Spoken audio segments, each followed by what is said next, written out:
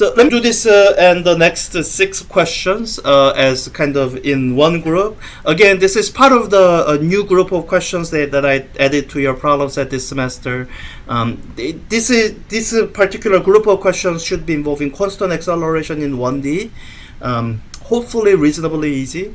But until I do them, I don't know. Both when I was adding the questions and when I was pulling out these questions to do today, I didn't quite have time to look at the questions in detail, so I'll find out if the questions were more harder than I thought they would be. So let me start by reading this question. It says a well-thrown ball is caught in a well-padded mid, okay.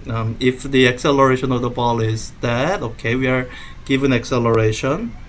And some time passes, okay. Let me just doodle this picture. We got the ball here thrown, and oh, I see. So it's got some initial velocity, which we are not given but asked. And then, as it's being caught by the well-padded mid here, this is what they're telling us.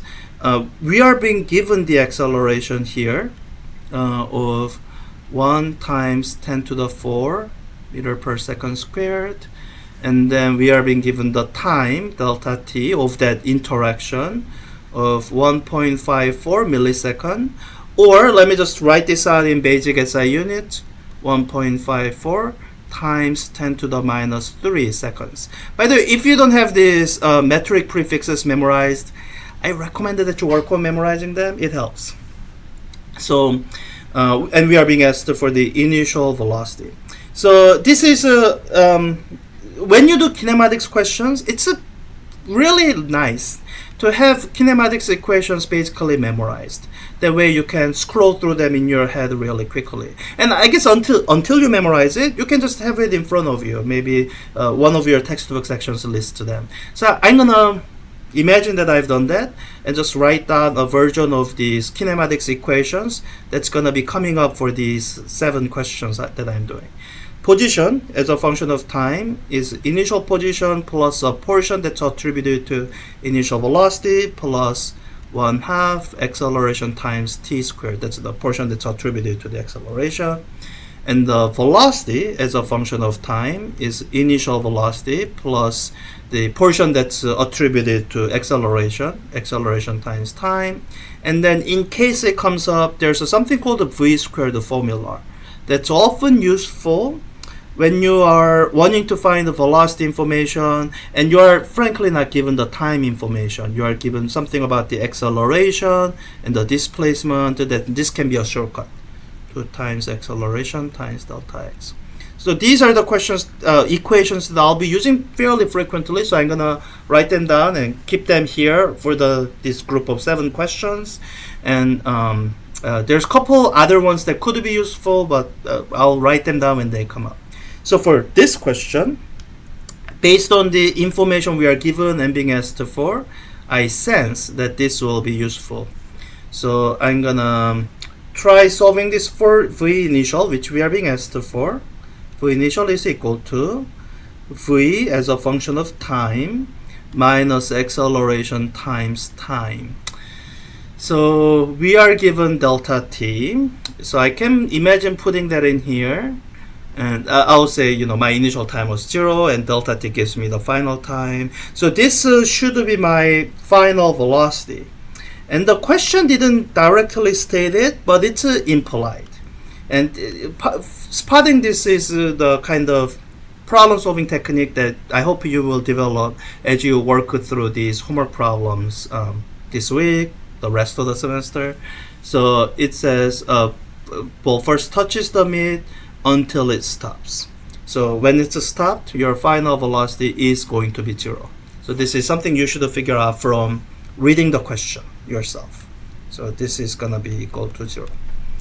So yeah, I just solved for V naught, and now let me give you a bit of a caution. Now if you just take this equation literally, you might do this: minus acceleration 1 times, and I'm gonna use the E notation, 1e4 meter per second squared times delta t 3 seconds. If you just do this, then you're gonna get a negative answer. And if you take it too literally, you might put that in, and I think it'll say my answer is wrong. And it's a part of one of it is, I guess, one, you should figure out if the question is looking for a signed quantity or unsigned quantity. And it does say initial velocity. So you might look at it and think, oh, it's looking for a signed quantity, so I should put in a negative sign. That, I guess it's a question of, when it said acceleration, did it really mean positive acceleration, or did it actually mean acceleration that's opposed to the velocity? So after you go through the process, I hope it makes sense to you that they actually wanted a positive answer here. And with that caution, I will admit that sometimes in the context it's kind of ambiguous. If they wait, did I make a mistake?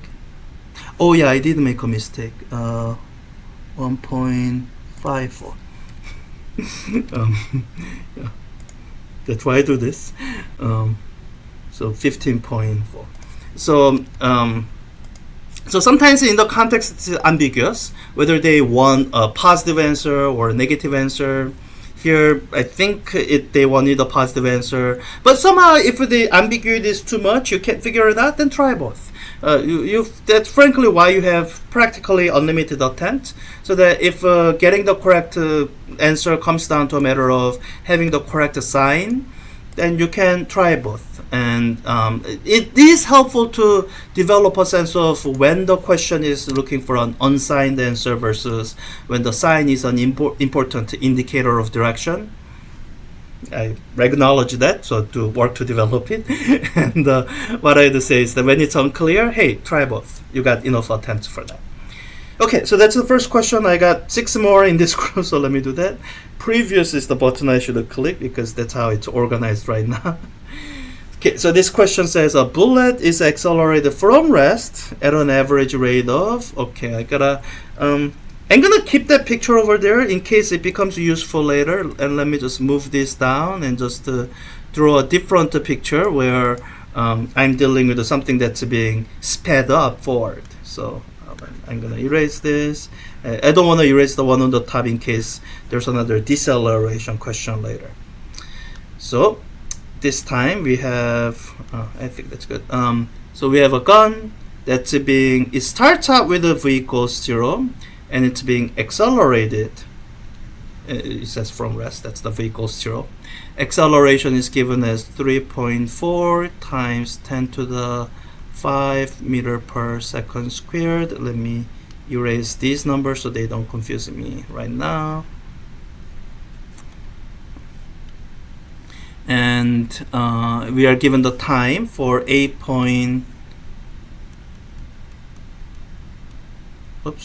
is equal to 8.1 times, they gave us basic SI units. That's great. 10 to the minus 4 second. And then they are asking for what is the muzzle velocity, meaning the final velocity.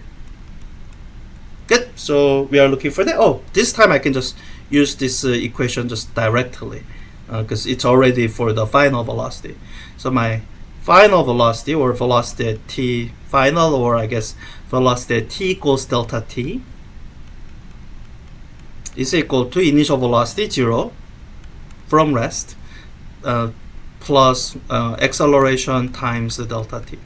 I have both of those numbers. Let me plug it in. Acceleration 3.4 E5, and this time I'm gonna skip the units because they're basic SI units. It's gonna give me meters per second, so I can just do numerical calculation. So 3.4 times 10 to the 5 times 8.1 times 10 to the minus 4. This quick lookup says 275.4. Oh, does that? If I click this, interesting. So I can just paste. Learn something new. So this is quicker. Almost as quick as mental math. So yeah, that's that question. Let me get to the third question. Again, these are not, they are not meant to be difficult questions. That's why it's your question number 2 in the set. So in this question, it's got multiple parts. There's a hint which could be helpful, and I don't know what the hint says because refer to the text for the Yeah. The questions I've written, I've given you link to the textbook sections. Other instructors don't do that. I don't know why. A light rail commuter train accelerates at that rate. How long does it take to reach its top speed starting from rest? I see. So it's a situation like this one. The difference is, let me just erase some stuff. So we are given the acceleration. I'll write down the new number. 1.42 times, no times, just that, because it's a relatively low acceleration, meter per second squared. And they have given us the final speed. And unknowingly, they gave it to us in non-SI unit, 80.0 kilometer per hour. Here, I'm going to use O from alpha, let it do the unit conversion so that I don't have to do tedious work. And they're asking us for the how much time does it take. Great. We are still using the same equation. I just need to solve it for the time instead. So let me just use the same equation and solve it for t. In the interest of time, I'm gonna do it in my head. I encourage, if doing in your head doesn't work for you, write it on a piece of paper. So doing it in my head, solving it for time here, it's equal to the final time minus the final velocity minus the initial velocity divided by the acceleration. Final velocity. So let me just write this equation into O from alpha, just one at a time, just number version. So final velocity, they gave us 80.0 kilometers per hour. And one of the nice things about O from alpha that I really like, it's a unit aware calculator. You give it the full physical quantity including the units, it'll do all the conversions for you. It's really nice. Minus the initial, but I know it's starting from rest. So initial is going to be 0 and won't even bother to subtract. Divide by the acceleration. And I'm going to put parentheses around the whole thing so it doesn't get confused. 1.42 meter per second squared. I don't want it thinking accidentally that this somehow goes into with the numerator. So put that in. O from alpha will do the calculation. It also tells you how it interpreted your unit. Check it, make sure it interpreted you correctly, and then you read it through. There it is. And it will also give you the same quantity in a few different units, like half-life of uranium 241 in case that mattered. 15.65 seconds. Now, if you round it to 3 significant figures, it should. Oh, you know what? I don't know that for sure. If it's my question, it should get graded as correct. It's someone else's question, so I don't know if he also used the 1% tolerance. He might have. So, but with the significant figures, this is what I will tell you. Don't use all of them. Like if this was like 6-3 repeating, then using all of it, like entering it like this, it looks unprofessional. Don't do it. But keeping 3 or even 4 significant figures, that's totally fine. Don't round too aggressively. I think that's the most common mistake I see, where people round this aggressively, like to 16. Like, don't do that. Then you might get this where your work was fine, you just round it way too aggressively. And sometimes I see that in lab, and that can hide some interesting features in your data. So like, don't round too aggressively, and don't write down like 7 or 8 significant figures unless they are actually significant. Okay, that's part A. Let's do part B. The same train ordinarily decelerates. Okay. How long does it take to come to a stop? Now, I can actually use this exact same thing and just imagine I'm doing the absolute value thing. It's coming to a stop. So like these are kind of reversed. So I can just keep the same expression basically. And then I guess I'm basically keeping the same number and just changing the time. That I can do, and that kind of shortcut, it's fine as long as you know what you're doing. As long as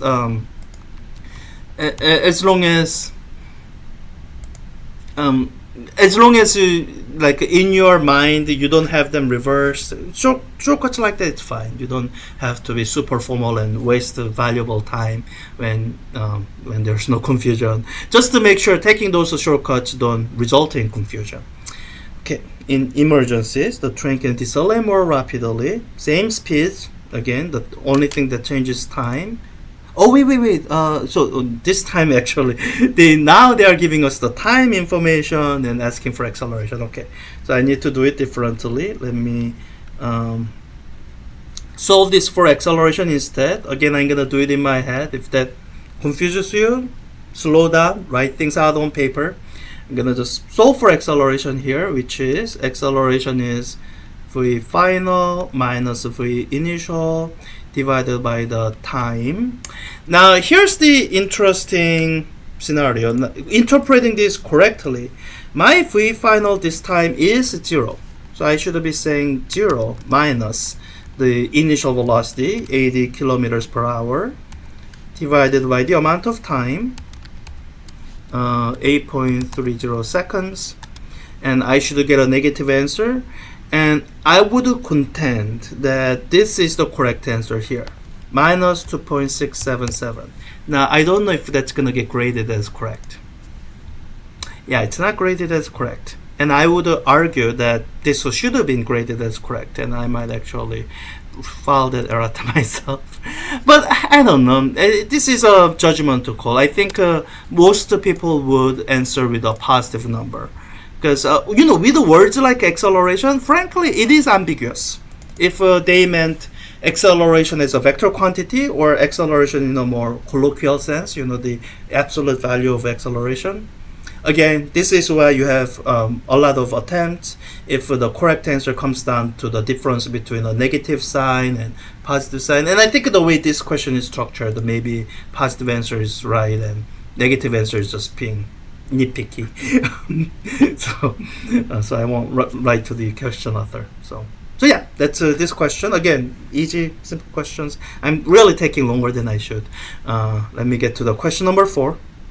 Again, comically large number of questions. You're not doing all of them. You only have to do 10 of them. full credit. Let me see here. Okay, so this question says, at the end of a race, a runner decelerates from a velocity of... I had a reason to keep this picture. I have an initial speed, and the runner's going to be decelerating, and I'm being given the acceleration, 2.7 meter per second squared. I'm given the initial speed, 8.6 meters per second, and am I being... I'm not being asked for... I am eventually being asked for delta t. So let me actually answer part C first, because that's actually easier. I can keep using the same equation I've been using. And so to answer A, I can totally use the v squared formula. That's the shortcut. Now, what you will find is that... No, never mind. C is not related to B and A. So let me do C first, because it is actually the easiest question to answer. And I am going to work backward, because once I answer B, then maybe I shouldn't do it backward. Let me actually do it forward. Let me do A first. Sorry, I was reading too quickly and I misread. Let me do A first, because looking through my kinematics equations, I see that if I'm using the first equation, I think I'm given everything. I'm looking for delta x, so I don't need the initial position. Or I can set initial position to be 0. And then I have the initial velocity, 8.6. Let me erase the other velocities so I don't confuse myself. So I have initial velocity, 8.6 meters per second. And I'm given delta t, 5 seconds. And I have the acceleration. Now, I'm going to be careful because I hate the word decelerate, but I get the meaning of it, which is that acceleration being in that direction, I should treat it as a negative number when I plug it in here. And then time, I already have that. So I got all the numbers here. I don't even have to solve this for anything. I can just use it as it is. So let me just plug in the numbers into Wolfram alpha. And since I have everything in basic SI units, I'll just deal with the numerical quantities. 8.6 meters per second times the time 5 seconds plus 1/2 times acceleration. I'm going to plug it in as a negative number to indicate that it's in the opposite direction, slowing down the runner. Minus 2.7 meter per second squared times the time squared, so 5 seconds squared. So 9.25, that should be the distance in meters. Let me paste that in there. Let's just double check that's correct. So that's the distance. For the velocity, I can use this equation. Everything's given, initial velocity. In fact, I can kind of edit this expression here. So I don't need the time here. I don't need the 1/2 here. Minus, I can keep that. I don't need this squared. So minus 4.9. Okay, is the runner actually turning around and going back? Maybe. Let's plug it in. That could be the intent of the question. Here the negative sign would be meaningful, and velocity is really velocity as a vector quantity. Yeah, okay, the runner for whatever reason is running back and forth. It's not just coming to a stop. So how long does it take her to come to rest? So I'm expecting an answer that's less than 5 seconds because I'm only working it out to when the runner will come to a stop. So let me take this expression here, solve this for time. T is equal to v, the final velocity minus the initial velocity divided by acceleration. Oh, and I will be sure to plug in this negative number when I do that. And I know my final velocity will be 0 because I'm figuring out when she will come to rest. Okay, let me plug in the numbers. So it's gonna be negative the initial velocity 8.6 meter per second, and I'm dividing it by the acceleration minus 2.7. That's it, and the answer should be positive number. Good, negative signs canceled out, so it's a 3.19 seconds. Now if you do this, not question, the system will grade that as correct, but this is what I mean. This looks unprofessional. It's like couldn't you round it to like a 3.19, something sensible, and it'll grade it as correct. But if you round too aggressively, I think a 3.2 will be okay. If you round it even more aggressively than that, then you know it'll say it's wrong. So don't do that. Yeah. So 3 significant figures is what I would recommend for most questions. Yeah. All right. That's question number 4. Let's do question number 5. I might have to go more quickly. So. Alright, powerful motorcycle can accelerate. Okay, I'm going to be using this picture. Let me erase the numbers out of the other picture so that I don't confuse myself. Accelerate from rest to, okay, we are being given the final speed, 30 meters per second. And this time, we are being given the time in only 2.6 seconds. I have no number sense if that's good or not. It says powerful, so I guess that must be good. So what is its average acceleration? Let me take this expression, and maybe I should have kept the version that's solved for acceleration. But you know what? It's algebra practice. So let me solve it for acceleration, again in my head.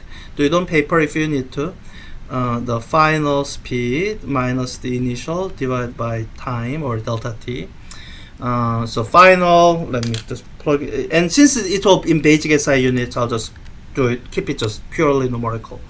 30 meters per second minus 0, starting from rest, I won't bother subtracting, divided by 2.6 for the time. 11.54. Let me just type it so that I actually round it the way I recommend. For significant figures, I think it's fine. It doesn't look unprofessional. It might be one more than you need, but hey, maybe it's an intermediate number that you want to keep. In fact, yeah, it is an intermediate number because when I'm calculating delta x here, I do need acceleration, so I'm gonna be using that number. So let me actually write that down now, and use that as I do that. And intermediate numbers, I do recommend keeping an extra significant figure, because there are things that could happen in a calculation that reduces your number of significant figures. Like subtraction is a bad one. So I mean, we are not doing that here, but still. So I'm just gonna be using this straightforward, initial position 0, and then I have the initial speed of 0. Don't accidentally use the final speed, times the duration of time, 2.6 seconds. Oh yeah, that's gonna be just 0. I'll just keep it.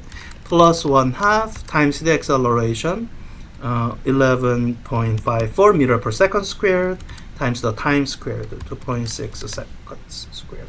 So 39, they might have generated this backwards, like I generated the distance first and then did the rest. So 0.01 if I'm keeping 4 significant figures. So yeah, that's that question. I lost track. Is this question number 4 or 5? Maybe 4. Then next one might be 5. Or I can keep track with this. That's the. So I went through problem number 59 there. So once I see, yeah, this might be question number 6. Okay. Comically large number of questions. Freight trains can produce only relatively small accelerations, right? The final velocity acceleration. So I think I'm looking at, I am still looking at this picture, starting from rest, accelerating to some final value, I think. No, actually it's neither of these. This time I have some initial velocity, and I guess so we'll keep this picture, but I will put in the correct numbers to make sure I don't confuse myself. It has initial velocity. It's not starting from rest. It has initial velocity of 4.00 meter per second, and then I think, yeah, we are being asked for final velocity. We are given the acceleration 0.0500 meter per second squared, and delta t is given in the unit of minutes. I'm going to be using Wolfram alpha and put in all the numbers with the unit. And for this, I can just use this expression straight, because we are being asked for final velocity. That's there. I know every other number. So let's plug in the numbers here. So I have initial velocity 4.00 meter per second.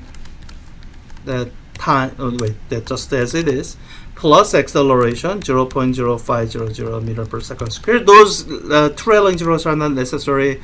Wolfram alpha doesn't care about significant figures. Times time 7.00 minutes. Sometimes the abbreviation can work, but sometimes it gets confused. Let me see. Always check. Yeah, minutes of time. Great. That's the correct assumption. Then it, input interpretation. Make sure it understood you correctly. 25 meters per second. Sounds right. Let's check.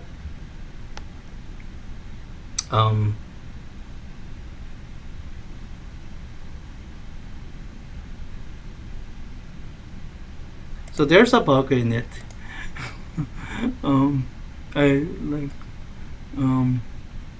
Not quite sure what the bug is, but I'll be sure to report it to the question owner. And that's one of the reasons I wanted to do this, so that I can report the find and report these errors. No, I'll leave it this way, because that's the correct answer. That's the wrong whatever reason. If the train can slow down at a rate of that, how long will it take to come to a stop from this velocity? So, oh wow, because braking is, I think, easier than putting in energy. So it's like 10 times larger than the acceleration. So here, actually, from this form, it's easy to solve for time. Basically, time and acceleration swap places. So let me do that. I mean, hopefully you know the correct algebra rules to get you to that. Just gonna do it this way. Let me plug in the numbers. So the final velocity is 0 minus the initial velocity. I'm going to use that number on the off chance the question continues to use that. Again, that's not the actual correct answer for part A, but I'm just gonna carry the error forward. divided by the acceleration 0.55 meter per second squared, and it should give me a negative answer. Oh yeah, because really because it's slowing down, so I should note that my acceleration is negative. So with that, you should get positive time. That's physically correct and mathematically correct. So you should have 44.65. Let's see if it says that's correct. Yeah, it says that's correct. All right. We'll keep moving forward.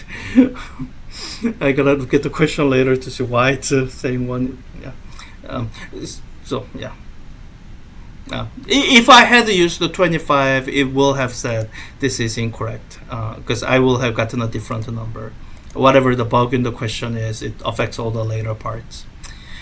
How far will it travel in each case? So in both of those cases, let me see. So the easiest way you can do, I think for both of them, this is actually the easiest, rather than v squared formula, because you have time information in both cases after having completed. So let me just use this equation. It's easy, it's already there, don't have to do any algebra. So initial position 0 plus the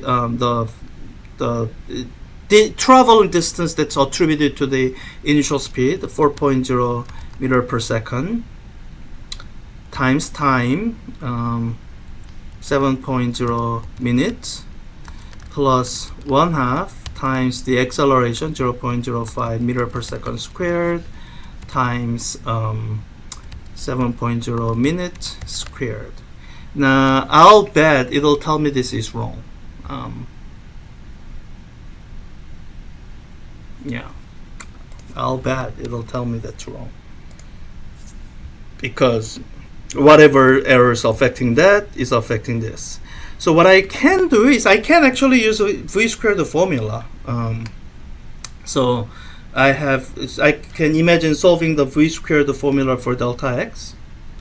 Then delta x is equal to v final squared minus v initial squared divided by 2a. Hopefully they'll say it's correct if the error that's in the question coding doesn't affect the acceleration. So I'll use the final speed of 24.56 meter per second, again acknowledging that's not correct, minus the initial speed, 4.0 meter per second squared, and that divided by 2 times the acceleration, 0.05 meter per second squared. It will give me distance that's different from what I got before, 5.872. If it says it's correct, then yeah, it might be that it generated maybe this time is wrong for whatever reason. So for this question, then I should still be able to use the same method. I should be able to use this equation with the correct values of time and acceleration and all that. So again, 0 initial position plus the initial velocity. This time I'm gonna use that as my initial velocity, 24.56 meters per second. Actually everything is in basic SI units, right? So I'll just keep it just purely numerical. That times the amount of time that we calculated, 44.65 plus the plus the 1/2 times the acceleration. It's going to be minus 0.550 to indicate the opposite direction of acceleration, times the duration of time, again 44.65 squared. So it says 548 point all of that. Again, don't write down the whole thing, it looks unprofessional. I'll round it to 548.4, 4 significant figures. It's a little more than 3, but it still doesn't look unprofessional. Why does it say that's wrong? Don't think I made any mistakes.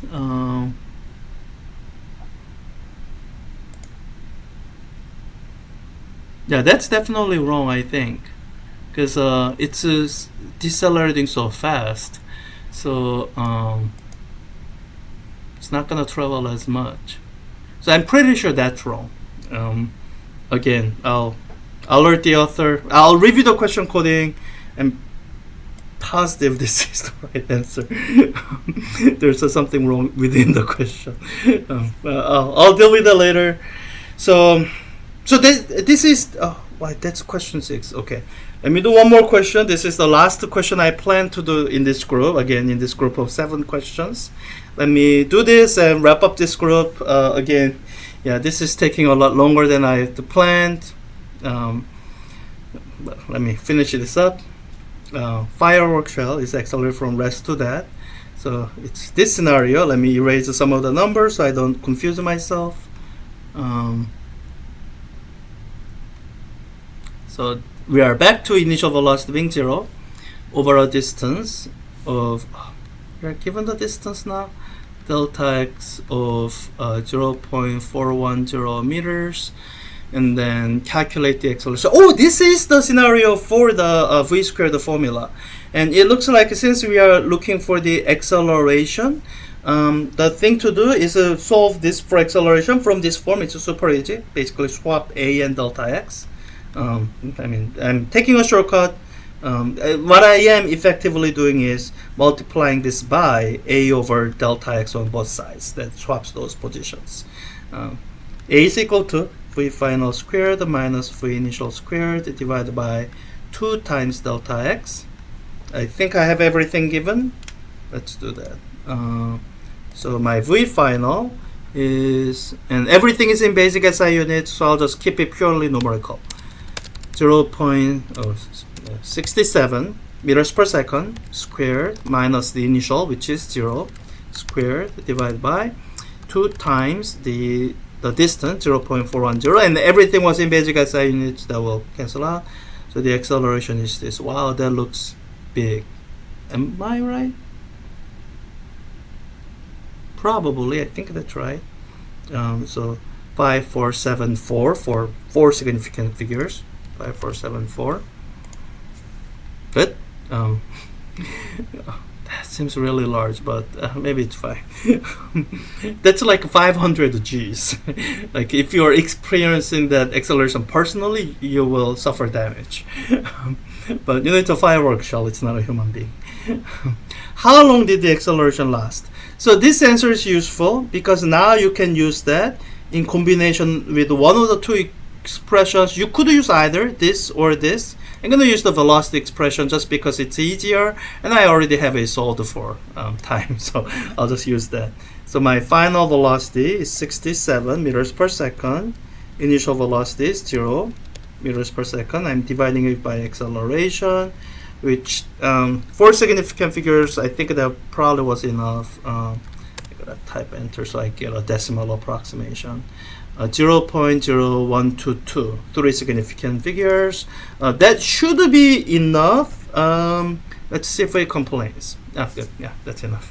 Good. So that's this question, and that's the last of our 7 question set. Again, sorry, I gotta plan this time right. I think with all the things I'm explaining, it does take fair amount of time doing 7 questions. I think I will in the future plan for that taking like 30-40 minutes.